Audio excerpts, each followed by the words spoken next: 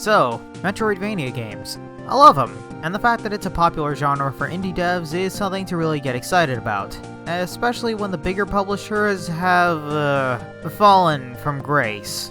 For every action, there is an equal or opposite reaction, and when Federation Force started milking a popular name for all it's worth, in 2015 we got a Metroid-esque game in the form of Axiom Verge. You play as Trace, a scientist who appeared on an alien world on the verge of dying. After talking with the AI, Elsa Nova, you have to explore the world and kill the major bosses to eventually work your way up to the tyrant responsible for all this destruction, Athatos.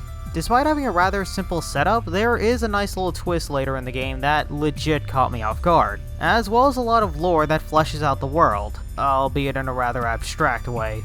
The gameplay can be described as if someone dissected the original Metroid and kept what he thought worked, like breaking blocks and finding power-ups, and removed what he outright hated, like the Morph Ball's limited movement. So instead of bombs, you get a drill, instead of a Morph Ball, you get a drone, and instead of a screw attack, you dash through walls, etc, etc. Though the major mechanic that makes Axiom Verge stand out from Metroid is the Field Disruptor. This lets you glitch enemies to solve problems or undo glitches in the environment to get further in the game. This also is used to find secrets like health upgrades or alternate attacks for your gun. Speaking about that, there are a lot of weapons in this game, with most of them being completely optional, which encourages exploration of the map to make full use of all your abilities. And until the late game, no one beam power-up is a strict upgrade over the beams you previously had, meaning that you're choosing from alternate firing modes and not choosing the most powerful attack over the weak ones.